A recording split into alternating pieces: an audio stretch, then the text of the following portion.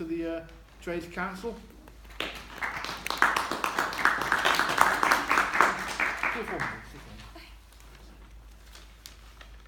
Hi everyone, thank you so much for having us here to speak to you today. It's great to see more people interested in getting involved. As I'm sure you all know, we're facing what is, quite simply, a climate emergency, and as more and more organisations show their support, making a change is starting to seem a little less impossible. Aaron and I are two of the students leading the Birmingham School Strike for Climate. It's been an amazing experience, and so far we seem to be making a real difference. We've had the opportunity to speak with and present a petition to Ian Ward, the leader of the council.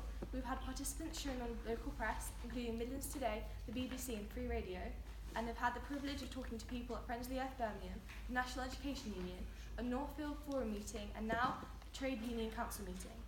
At the last strike, there was estimated to be around 2,000 students in Birmingham alone, a staggering figure that really gives me hope for the people of the future. We may be young now, but we are strong, we are educated, and we refuse to sit and watch while those in charge destroy the world we live in. Next Friday is the 3rd Birmingham Strike for Climate. No one who is genuinely taking this seriously wants to keep missing school, and the authorities obviously shouldn't want these continued absences, so the only logical way to resolve this is to listen to us. If the government really took climate change seriously and did something about it, we wouldn't have to be going on strike every Friday. The National Climate Strike has produced a list of demands, but within the Brum movement we have Birmingham-specific ones. The demand I'm going to focus on today is that Birmingham City Council declares an official climate emergency. We need 51 councillors to agree to pass this motion, and so far it's going well. We already know it will definitely be proposed, whether by the Green Party or within the Labour Party, and we have the support of the Green Councillor, the Lib Dems and some of the Labour councillors. However, we need to know it will definitely be passed, and we can only know this once we have 51 or more councillors confirming their support. So, if anyone here wants to help us achieve it, talk to your friends and family about climate change and ask them to tell their local councillors to support our demands. We can assure you that we will refuse to give up until we are heard and action is taken.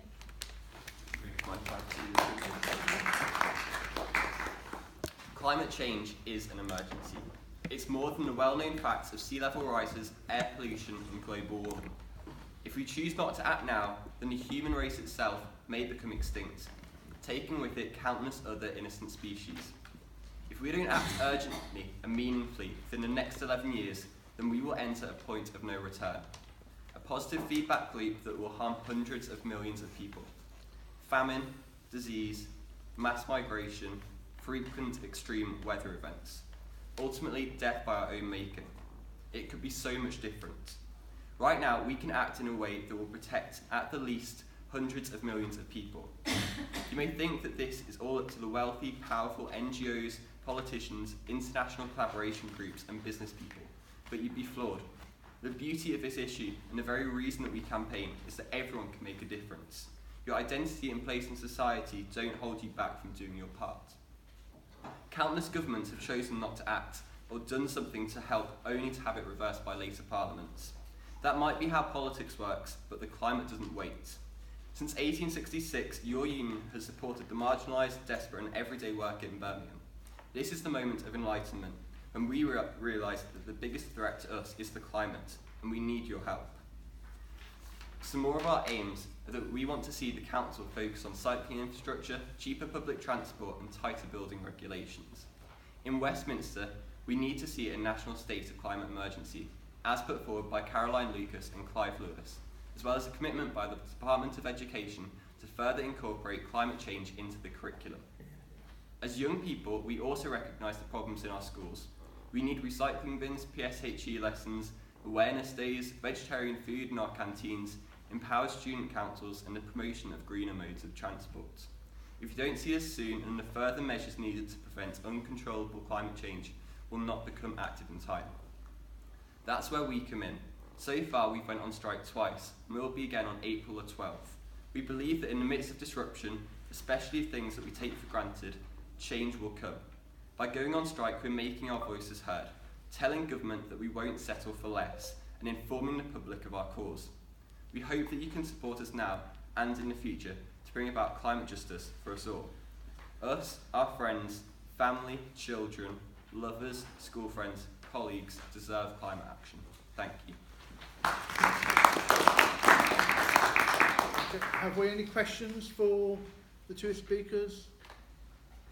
Tony Foley. Tony Foley, NEU. Yeah, I want to thank the two comrades for their contribution. It's very good that they came along to speak to us, and it is commendable that they are doing something about it. And it is absolutely scandalous that many governments in the world are doing absolutely nothing as time is running out for this. My main question would be, you've talked about approaching councillors and, you know, I mean, sometimes with the bureaucracy of local councils or even national governments, how else can you expand? How else can you take, you know, have you considered direct action, etc.? Maybe. And just, that's my question. And I just want to do a little advert with Olivia's agreed, made this error. If you're welcome as well, I didn't get your details, but there's a new book out by Alan Thorne, because it is all about capitalism. And it's arguments for facing the apocalypse. There's got to be a meeting. I haven't got any flyers yet, but it's at the Priory Rooms on Tuesday, May the 14th. So you're very welcome to come to that, and I'll get some flyers out. I've got reduced price books here if you want to buy a copy. Thanks. Yeah. Okay. Stuart Richardson? Yeah, Stuart Richardson, Birmingham NEU. I just want to say a few things about what the Birmingham NEU are doing and also make a comment about the council leader. It's really impressive, and I was there at the demonstration, have nearly 2,000 young people speaking. You know, after the main session, the demonstration, probably 15 to 20 young people, 11 years old to 18-year-olds spoke. Very passionate. There is a movement among teachers to develop environmental education so that the climate change is much more focused on the agenda.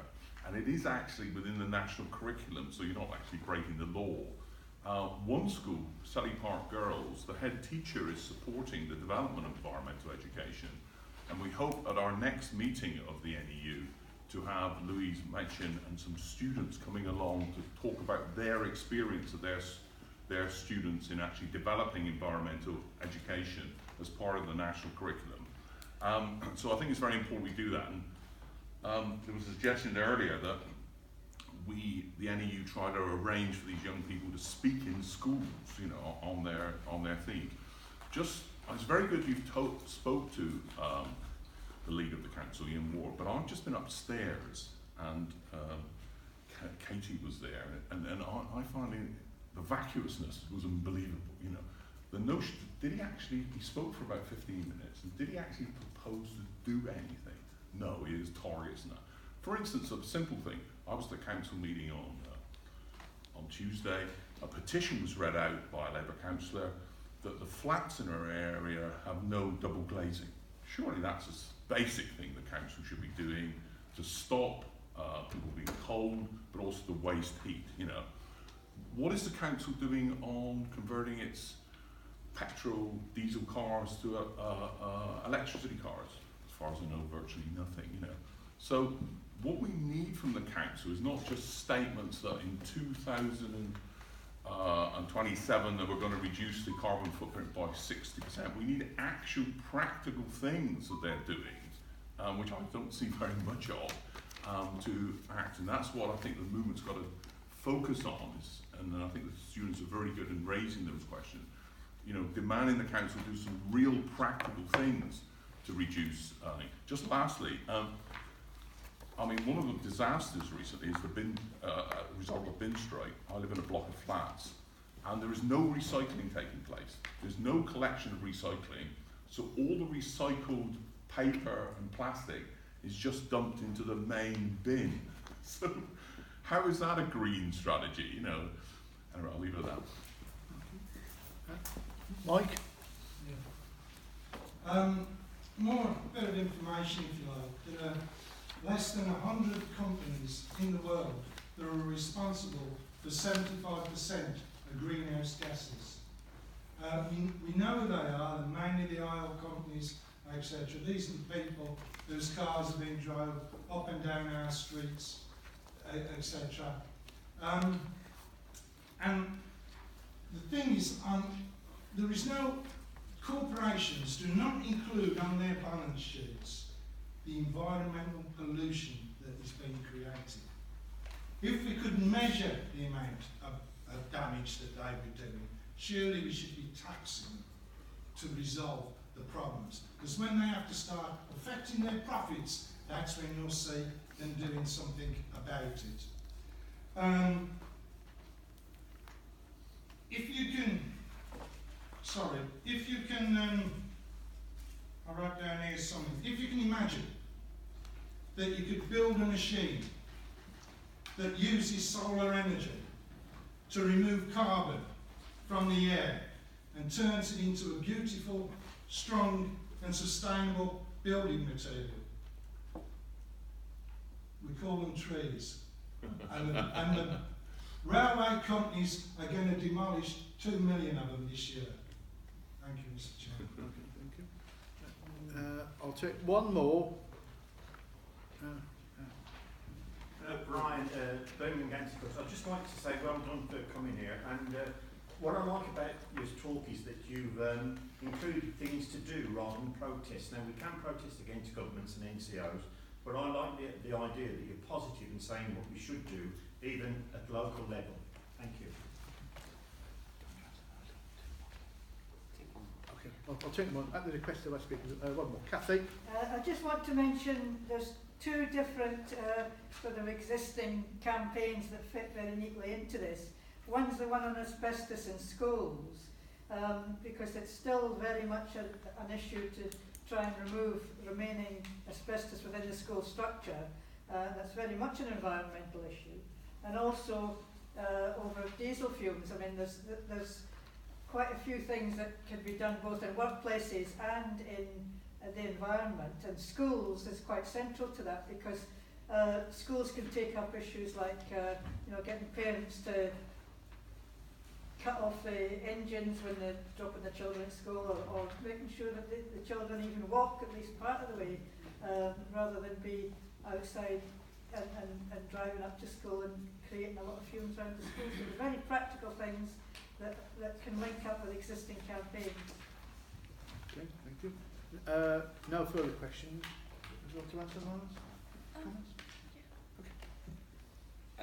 So I think that we are of course talking to the other schools, and we've got a system whereby most of the schools in Birmingham will have a student who represents everyone else, and we're trying to do it so that we organise some central kind of aims and ideas that can be implemented in schools, and start to encourage discussion with teachers, with head teachers, to kind of get the ball rolling on that, so that we're all working together in our schools. It's not students against teachers. It's not just us doing our own thing, because it is important that we all work together.